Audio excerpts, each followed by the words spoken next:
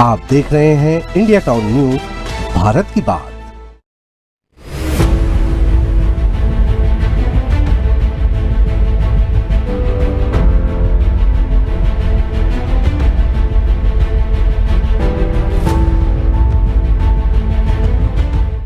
नमस्कार, आप देख रहे हैं इंडिया टाउन न्यूज और मैं हूं कमर गौस। आइए बात करते हैं छत्तीसगढ़ में उस जनजाति की जिसे बैगा आदिवासी कहते हैं।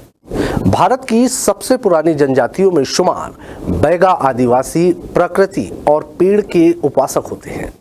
स्वभाव से बड़े ही निश्चल बैगा आज सरेआम चले जा रहे हैं। केंद्र और राज्य सरकारें बैगा आदिवासियों के कल्याण, उत्थान और उनके मूलभूत सुविधाएं उपलब्ध कराने के लिए करोड़ों रुपए आवंटित करती है, मगर ये धन कहां जा रहा है किसी को पता नहीं। बैगा आज भी आधुनिक सुख सुविधाओं से मोहताज है।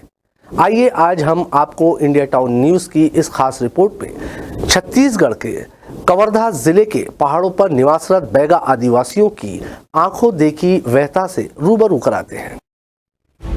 बैगा आदिवासी आजादी के 75 वर्ष बीत जाने के बावजूद भी मूलभूत सुविधाओं से वंचित है। जी हां, हम बात कर रहे हैं ग्राम कांदावानी बैगा बहुल्य क्षेत्र की, जहां सरकार पहाड़ी दूरस्थ वनांचल क्षेत्रों में मूलभूत समस्याओं को दूर करने तरह तरह की योजनाएं संचालित कर रही है। परंतु अगर जमीनी स्तर पर देखा जाए तो पिछड़ी जनजाति के लोग आज भी पुराने जमाने की तरह जीवन यापन कर रहे हैं। जहां राज्य सरकार की योजनाएं दूर दूर तक नजर नहीं आ रही है। सरकार हमेशा दावा करती है कि विशेष रूप से पिछड़ी जनजाति क्षेत्रों को मूलभूत सुविधाएं समय समय पर दी जा रही है, परंतु हकीकत कुछ और ही बयां कर रही है। गभोड़ा यहाँ कब से निवास करत हो आप? यहाँ तो हमार 3-4 पीढ़ी हो गए सर जी। यहाँ तबो कुछ नहीं सीधा होई। हाँ, का सीधा होना चाहिए यहाँ? इमा हमला रोड चाहिए, हमला बिजली चाहिए और हमला कुआ बाली नल चाहिए। तो ये सब समस्या ला एक दिन से है, तो ये समस्या ला सुने पर कोई नहीं आएगा? नहीं आई नहीं सियान, कोई नहीं आई नहीं। विधायक मंत्री आज तक? हाँ नहीं आई नहीं। तो ये बात ला ले कि कहीं आप मन गिरे हो ऊपर तक? कई बार गए चुके हैं दादाजी हम तो। कोई सुनवाई नहीं हो पाती? हाँ नहीं हुआ है। अभी भी उतरे रहा है, कहा चीज जाएगी सुने। हमारे गांव के कोई नाम ना कुछ सुनाई थे नहीं चले। बता दें कि कबीरधाम जिले के ग्रामीण आदिवासी अंचलों में निवासरत पिछड़ी जनजाति आदिवासी मूलभूत की सुविधाओं से वंचित है। वनांचल क्षेत्रों में न ही पीने के पानी के लिए सुविधा है, न ही सड़क है और न ही बिजली है। ऐसे विशेष पिछड़ी जनजाति आदिवासी पहाड़ी क्षेत्रों में आज भी निवास करते हैं, जहां मूलभूत सुविधाओं की कमी से जूझ रहे हैं। बैगा छत्तीसगढ़ की एक विशेष पिछड़ी जनजाति है। छत्तीसगढ़ में उनकी जनसंख्या वर्ष 2011 की जनगणना के अनुसार 89,744 दर्शाई गई है। वहीं छत्तीसगढ़ में बैगा जनजाति कबीरधाम जिले के बोड़ला व पंडरिया वनांचल क्षेत्र में निवास करते हैं। बैगा जनजाति पहाड़ी व जंगली क्षेत्र के दुर्गम स्थानों में गोंड व भूमिया आदि जनजाति के साथ निवास करते हैं।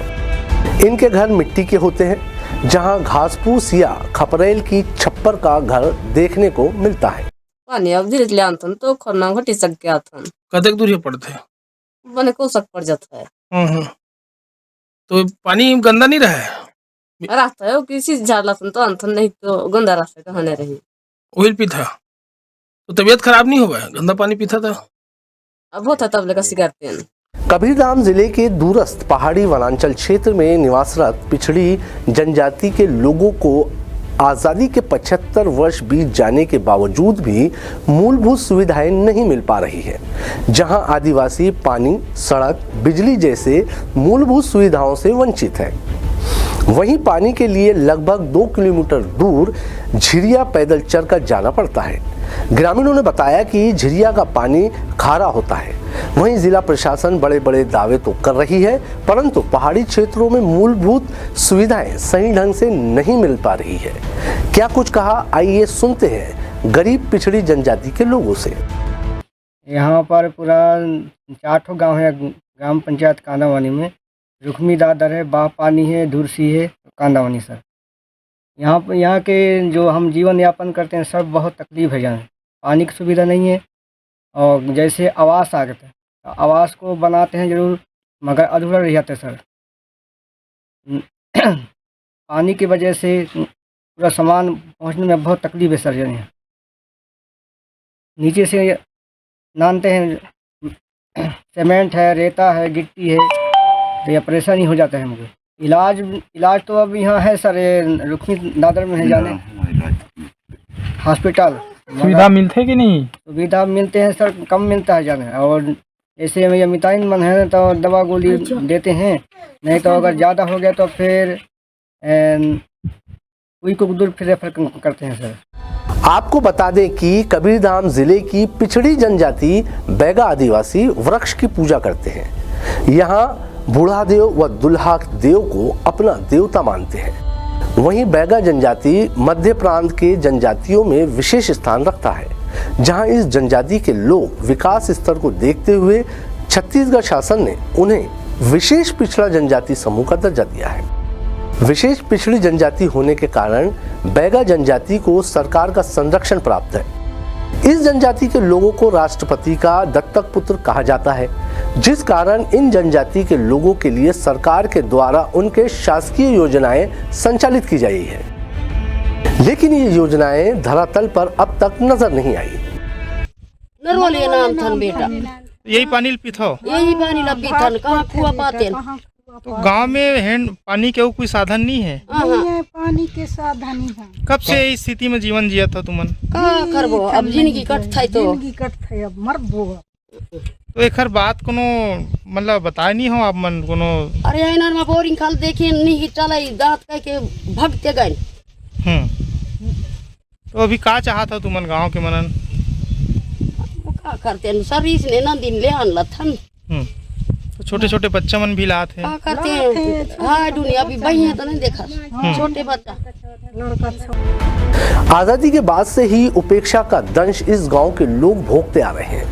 ग्रामीणों के अनुसार इस गांव में ना तो पेयजल की उपलब्धता के लिए कोई सरकारी योजना संचालित है, ना ही गांव से शहर की ओर जाने के लिए पक्का मार्ग ही यहां निर्मित हो सका है।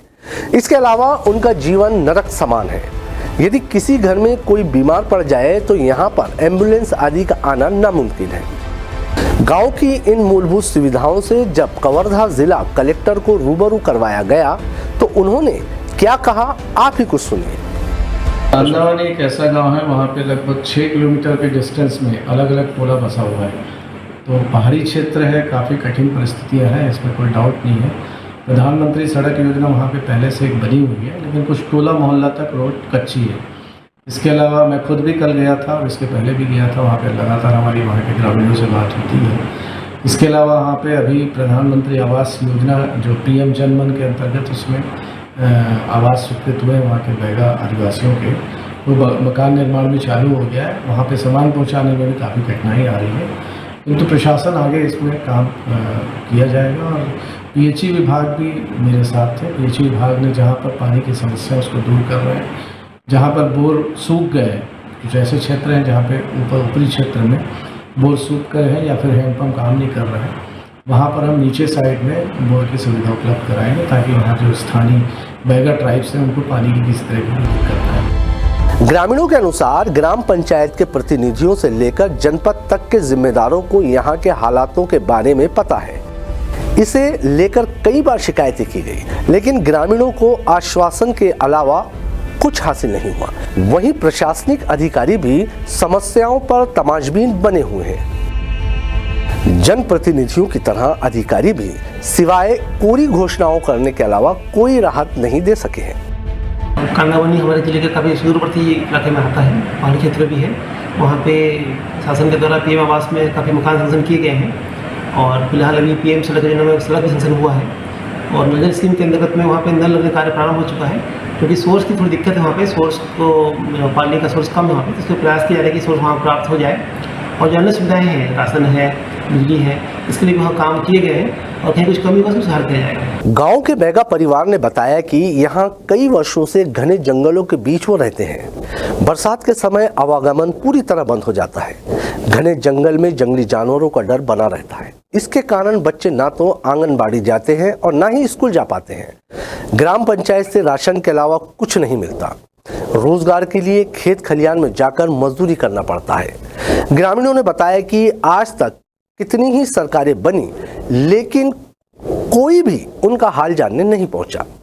इन बैगा जनजातियों की परेशानियों से जिला प्रशासन को समाज सेवियों तक पत्रकारों द्वारा समाचारों के माध्यम से अवगत भी किया जा रहा है, परंतु जिला प्रशासन मौन साधे बैठा हुआ है और जनप्रतिनिधि भी चुप्पी साधे हुए हैं। मानो बैगा और आदिवासियों से उन्हें केवल चुनाव के समय वोट चाहिए, उसके बाद स्थिति बदलते ही अथवा न बदले इन्हें इनसे मतलब ही नहीं। वहीं बैगा जनजाति सिर्फ इसी आस में बैठी हुई है कि शायद 4 जून को नई सरकार आने से इनके गांव की तकदीर और तस्वीर दोनों ही बदल जाए। ये खास रिपोर्ट हमें भेजी है कवर्धा से हिमांशु सिंह ठाकुर ने। ऐसे ही तेज तरीन खबरों के लिए बने रहिए इंडिया टाउन न्यूज़ के साथ और मुझे दीजिए इजाज़त। नमस्कार।